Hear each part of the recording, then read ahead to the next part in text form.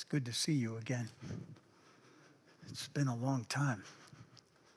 I've had the last month off. Four weeks ago today, we were in Canada speaking at a camp. I was joined by 3 of our laity. And boy, you guys, it was a delight to watch 3 of our laity go into a camp meeting, one of the more historic camps in the Wesleyan Church. And what they presented and the impact that they had on the people of that camp was amazing. I don't think they had a minute to themselves. And it was just a delight to watch this on what was, I think, the capstone night. One of our lay people got on the platform and preached the message. And hundreds of people came to the platform and were commissioned to become shepherds in the marketplace as a result of the way God moved in that camp. So, man, oh man, was that fun. Now, the next week, I was in Yankee Stadium. So, yeah, and the Yankees lost. And so I left saying, this is the day that the Lord has made. Yeah, I have 2 favorite teams, Detroit and whoever's playing the Yankees. And so worked out really well. The last couple of weeks, we had a chance just to reconnect with family and chase grandkids around and just have long, meandering conversations. I joined you. I watched online both of those hours. I watched what the speakers did. Mandy was just tremendous last week, I thought, so engaging with the children like me and also with the adults like Lori. That was such a good day. Now, I understand you're having conversations about the Beatitudes. Is that still true? Well, the 7th Beatitude goes something like this. Blessed are those who make peace, for they will be called children of God. Blessed are the peacemakers, the bridge builders, the ambassadors of reconciliation, for they are the real children of God. Lord, make us an instrument of your peace. There's a 3rd century saint named St. George, legendary for his courage and for his struggle for justice, died as a martyr early 4th century. And the legend of St. George grew after that. In the 11th century, they wrote a little piece called St. George and the Dragon. It's fictional, but it tried to articulate what the church had come to think of him. I'll save you the trouble. St. George comes upon a small village that is being oppressed by a fierce dragon. The villagers, though poor, offer the dragon livestock, whatever they have in their homes, their trinkets. And when they run out of trinkets and livestock, he calls for human sacrifice. And so they start selecting one person from the village that they will sacrifice to the dragon every day. The lot falls on a beautiful young princess. And when her day has come, she is walking towards the cave where she will meet the dragon, and she passes St. George, who asks why she's crying. She tells the good saint what the dragon has called for, what's been happening in the past. She encourages the saint to flee town quickly, lest he be the next victim. But the good saint doesn't leave town. He stays, he fights and kills the dragon and rescues the princess.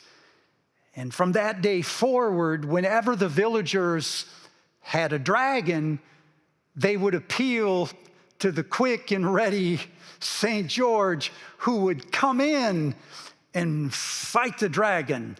He established for himself quite a reputation.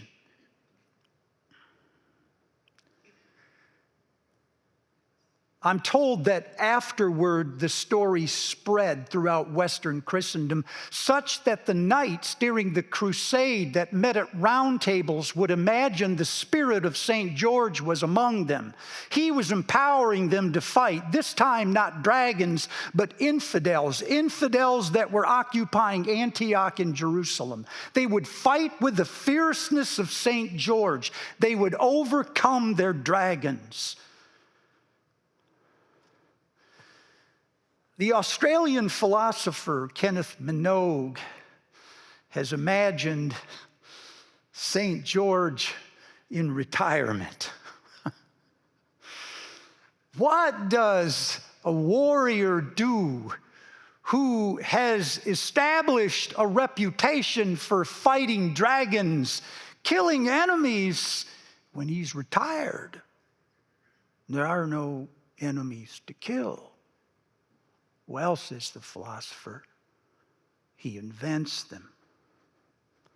First, he fights smaller and smaller dragons. Then he fights invisible dragons. He pulls his sword and he just shakes it in midair, hoping to kill something that isn't there. Then, when he's all out of dragons, he sits at the round table and he waits for an argument with one of the knights. And now his former allies have become his enemies. And after that, his dragons.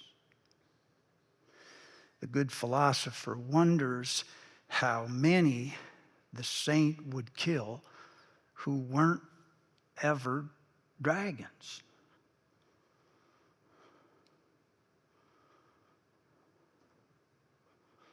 Let those who have ears to hear.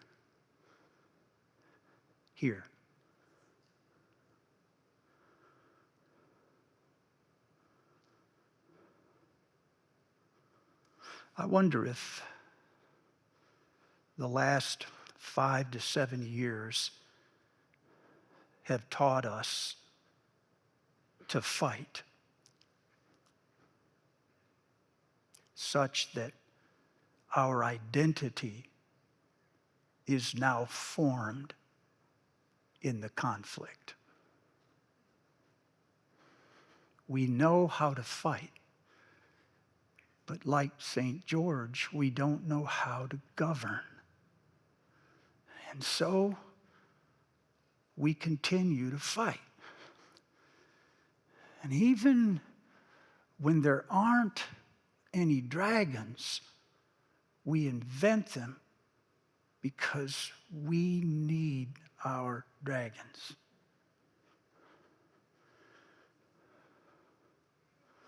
Now, I know I'm not speaking to all of you, but I'm speaking to some of you. I'm speaking directly to you. You know how to fight. We've seen that. Do you know how to make peace? Who taught you how to make peace? The way that others have taught you to fight. How much of your identity is formed on resistance? You know how to fight. But who are the mentors of peace? Blessed are those who make peace. Lord, make us an instrument of peace. It's become a cliché to say that the nation is polarized, it's divided. In fact, 8 in 10 now say that the other side is lying about the facts. 2 in 3 on both sides are saying that the nation is in peril if the other side ever gets power. Both sides are speaking of justice. Both of them are fighting for truth. Both of them speak of honor. Both of them call for freedom. Is there anyone left who is calling for peace? I know we believe in justice, and I know you believe in freedom. We know that you stand for truth, but do you believe that much in peace? Lord, make us an instrument of your peace. 22% of the people said last year to Gallup that they were angry. That number seems small to you, but it's the highest it has been since 2006 when they started asking the question. And the anger in America today is a new kind of anger. It isn't the frustration that wells up inside of you that you try to suppress. No, that was the anger of your grandfather. Today, the anger is loud. It expresses itself. It embellishes. It exaggerates. It makes threats. It escalates to violence. One writer said, it is an imaginary conflict fought perpetually against imaginary enemies who are everywhere because they are nowhere. It's St. George, isn't it, waving the sword because there's got to be a dragon.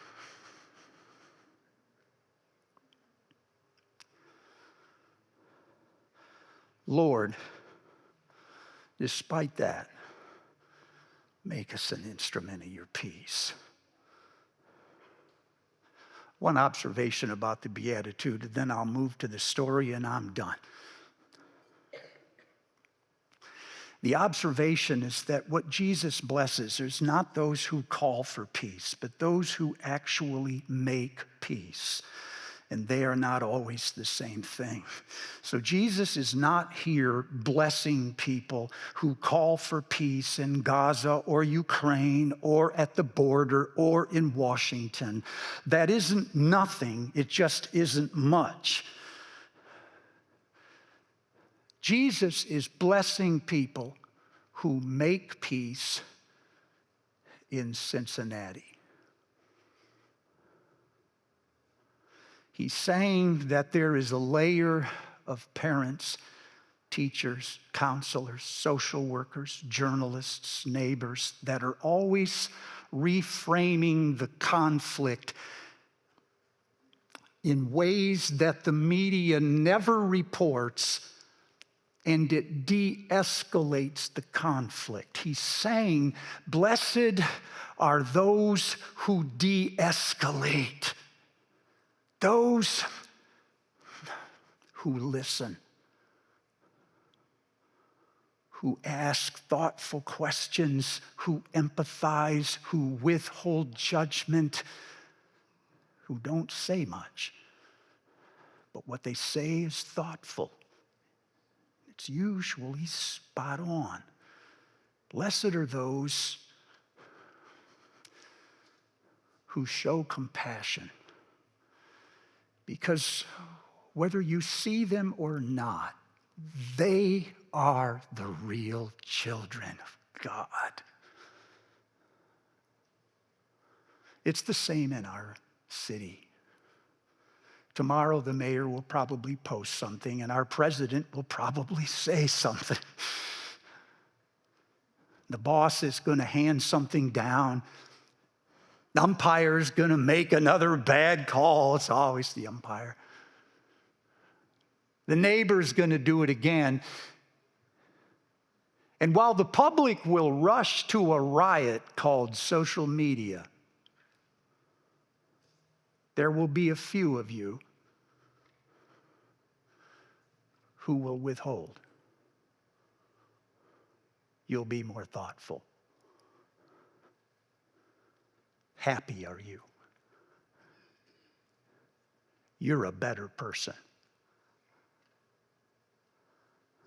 You're a better employee, a better leader.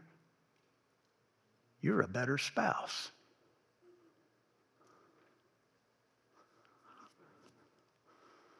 Now the story.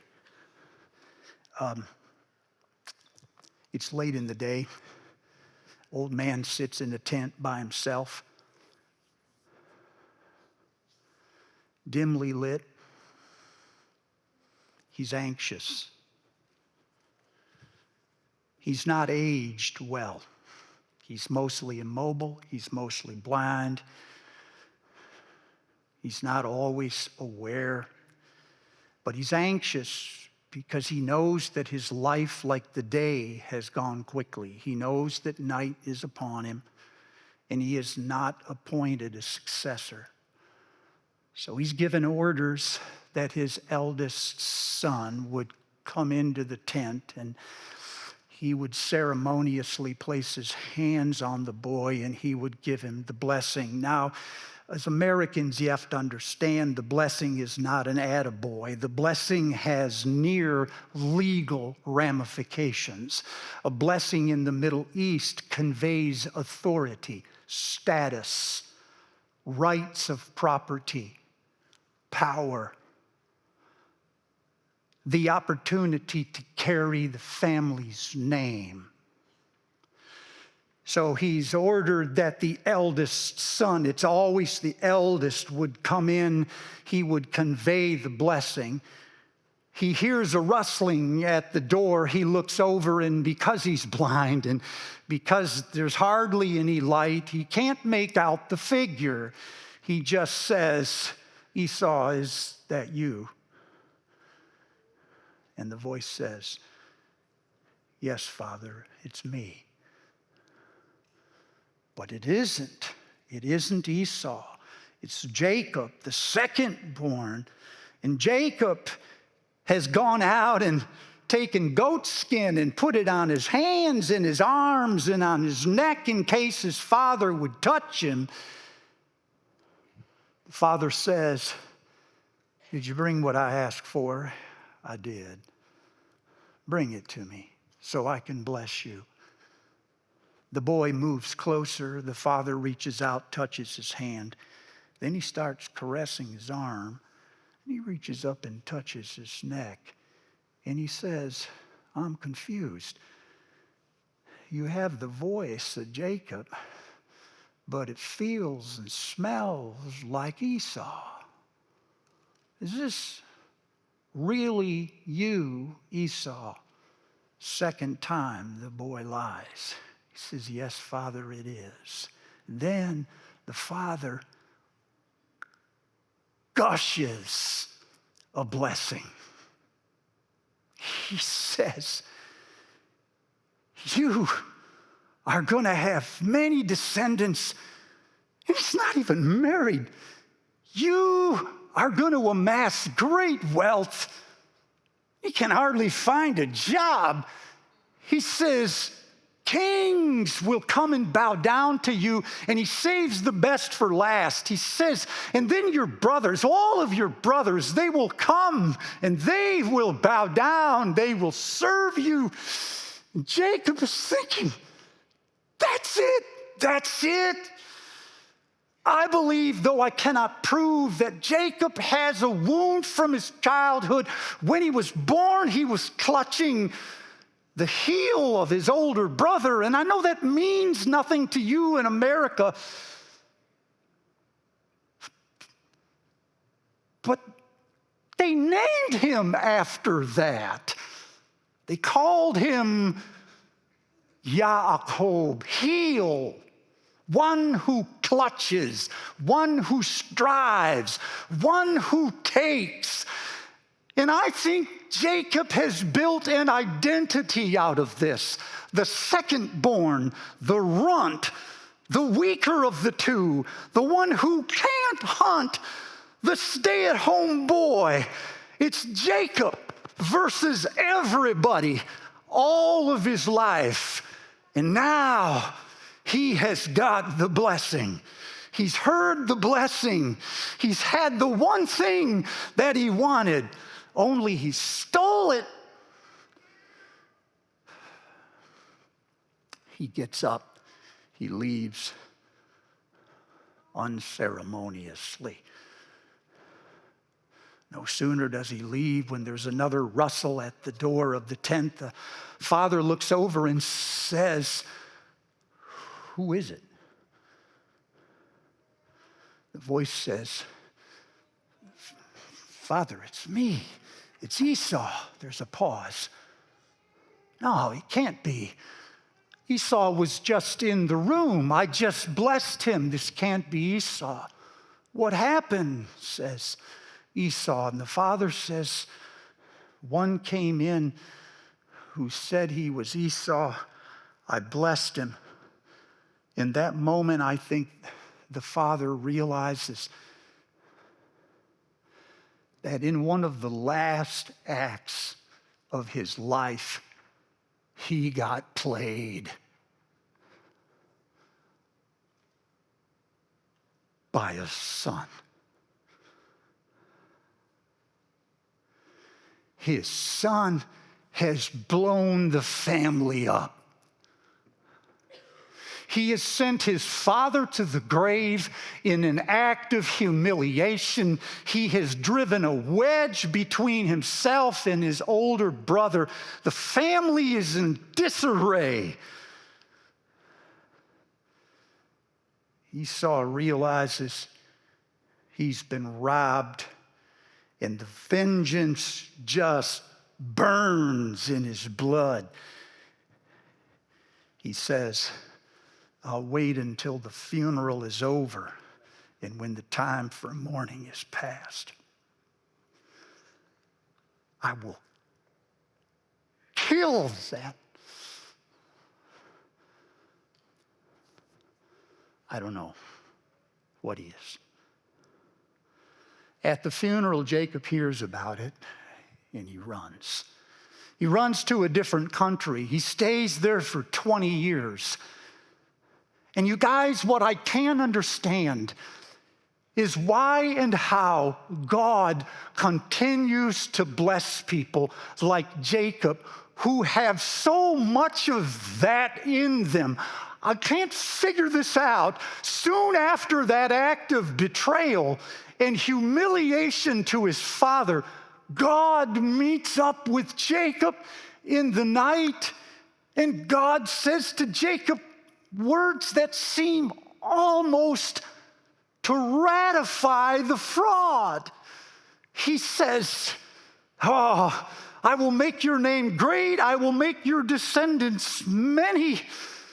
I will be with you wherever you go, and I will bring you back to this place," though he does not know what that means. Jacob's life unfolds like a flower according to the promise of God. He falls in love. He gets married twice. Gets a good job. Makes a lot of money.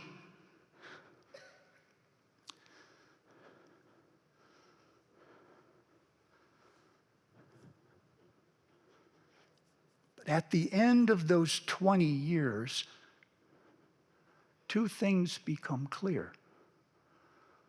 One is that Jacob's life looks so beautiful because God has made and fulfilled a promise. In fact, the goodness of God, the patience of God, the generosity of God is deceiving Jacob, such that he could say, "If I'm such a rotten person, then how did all of these good things happen to me?" He does not know that good things happen to people who sometimes don't honor God because it is God's nature to be good, even when we don't deserve it. So looking at our lives and looking at our accomplishments is no way to measure our character. It is the goodness of God, full stop. The other thing that becomes apparent is that Jacob has left in his wake a carnage of broken relationships, mostly family, people whose lives he has tipped over whenever it was in his best interest. There's his dad, whom he sent to the grave in shame. There's his brother, who still hates him. There's his uncle, who he cheated twice, such that his cousins are now saying, just leave. Man, you are kryptonite.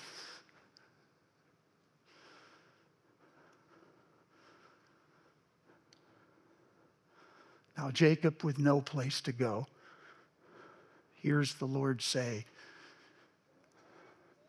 you remember that promise about going back to the land. It's time. You need to go. He doesn't want to do it because he knows if he goes back, he will surely meet up with Esau. So he tells himself, oh, it's been 20 years. Give or take, our lives have moved in different directions. While Esau wasn't happy, it was 20 years ago, and both of us are now married. Both of us have very good jobs. Both of us have large families. So I hope he's moved on. He finds 2 messengers and sends them to Esau and says, go find out if he's moved on. The messengers visit Esau and they come back with this message. They said, well, there's good news and bad news. The good news is that you won't need to go looking for Esau because he's coming for you. And the bad news is that he has 400 men with him. 400 men is not an entourage. That's an army. Jacob thinks this ain't good. So he does what he always does. He starts concocting a plan to take control of the situation. He divides the family in half and says if he kills half of you, he won't get the other. Then he takes his servants and gives them lots of gifts and says, you're to go in first. And when you go in, he puts words in their mouth. He says, you are not to call me brother. If he hears brother, he will go off. You need to call me your servant. Tell him your servant, Jacob, is looking for you. He's looking to appease the enemy, take control of the situation. So he takes the servants, takes his family, sends them across the Jabbok River and says, I'll be there in the morning. I want to spend the night here by myself. Jacob's starting to focus. He thinks to himself, tomorrow's the day. What's he going to say? What will I say? He's planning for the meeting. What he doesn't know is that he's about to have another one that he didn't plan for. While he's getting ready to lie down, suddenly out of nowhere, a man, a stranger, jumps him, knocks him to the ground, and the two of them start to wrestle. And from what I can tell you guys, this Second born, the runt, the weaker one, the one that doesn't know how to hunt, he's holding his own. This fight goes on for hours. The Hebrew for wrestle means down in the dirt. So they're not arguing. This is fist-to-fist combat. And imagine how exhausted you would be after hours of hand-to-hand combat. Finally, when the stranger realizes he will not easily overpower Jacob, he's quite an adversary, he touches the hip, and no one still knows what happened, but threw it out a socket. And when he did, Jacob fell and grabbed the guy, must have, and pulled him on top of himself. The man, now realizing he will not get free, says, "Man, let me go. It's almost daylight." And Jacob says, first time you hear the word again,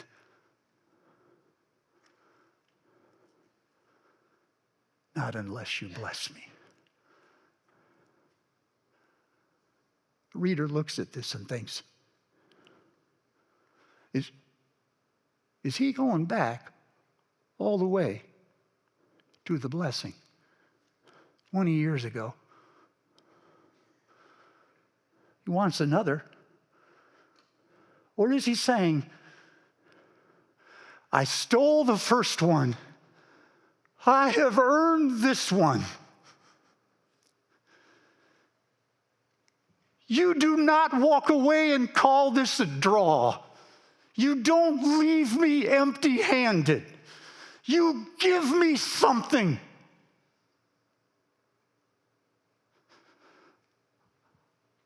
I am not nothing.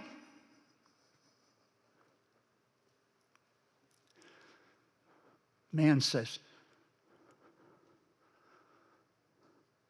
"What's your name?"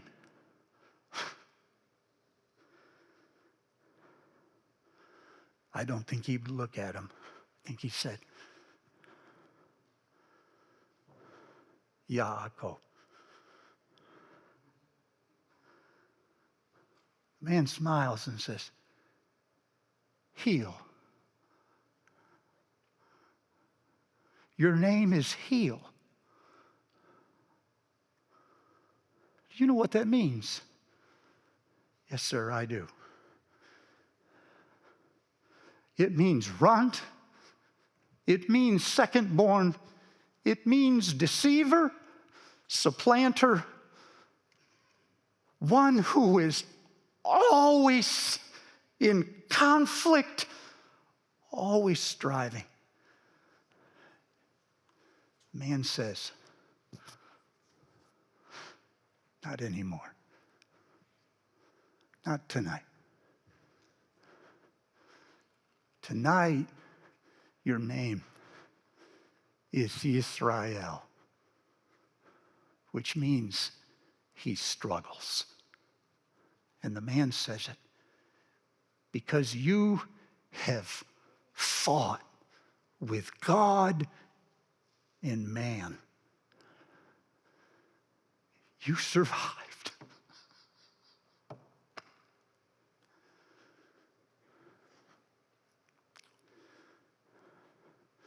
Man says, "What's your name?"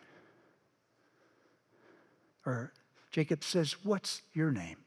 The man says, "Why do you ask me my name?" And then he blesses him.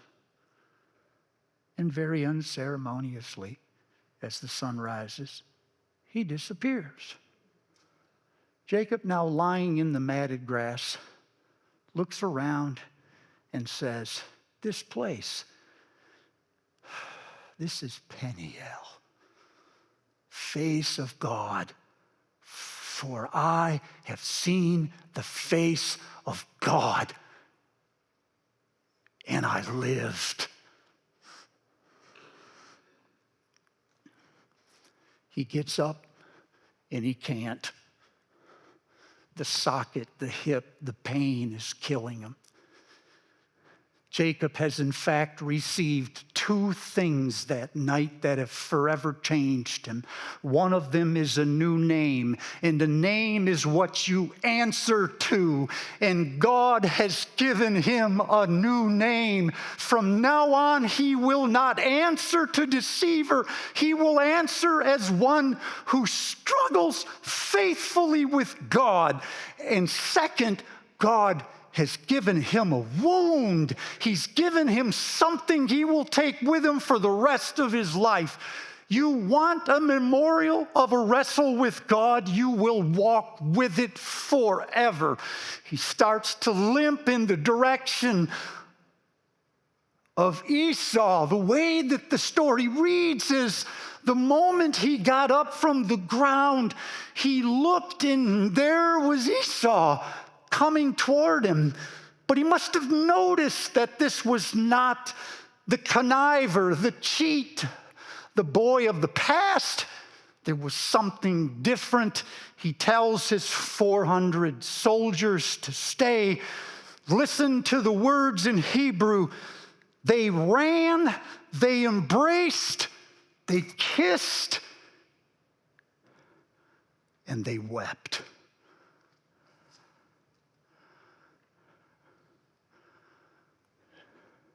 Esau said, "Who are all these people?" Jacob says, "That's my family." And these gifts, what are all these gifts? I didn't know what to expect. I had this all planned. I was going to appease you because I didn't trust you. But last night, brother, I had a wrestling with God, and he changed my name, and he gave me a wound I will always have. Jacob looked at his brother, pulled himself back and said, "Wait for this. When I look into your face, I see the face of God." Some people think he is speaking in mere hyperbole. I do not. He has just seen the face of God the night before. Now he sees it again in the face of his enemy. He sees the face of God in the face of an enemy. Here is one who could have killed me and did not. God is not who I thought he was.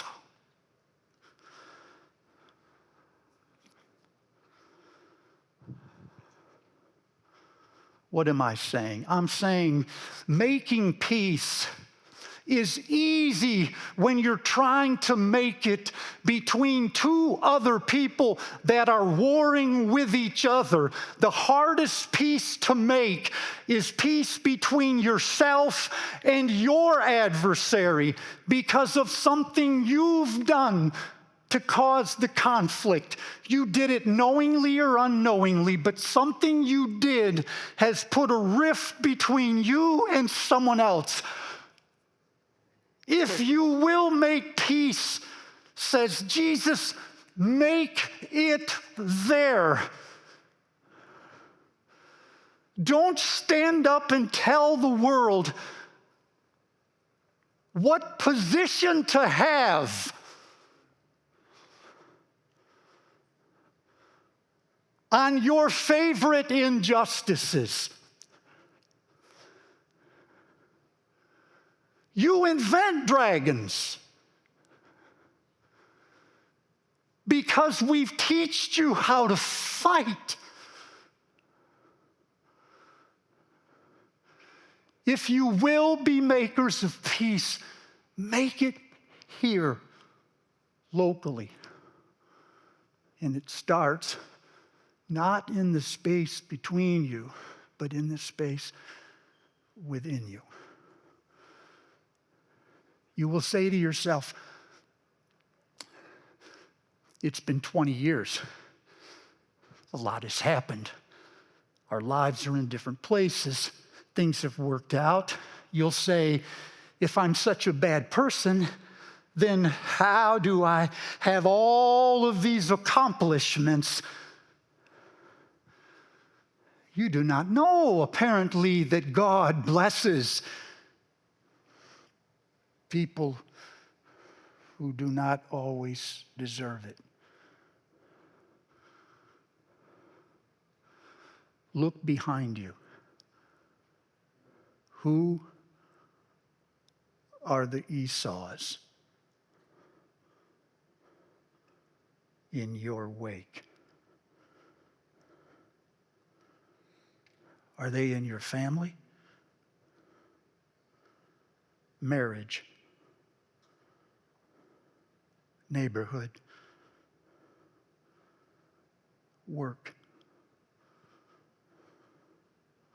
Councils? Boards? Call them forward. Because I can't think of a better way to start than to come to the table of God.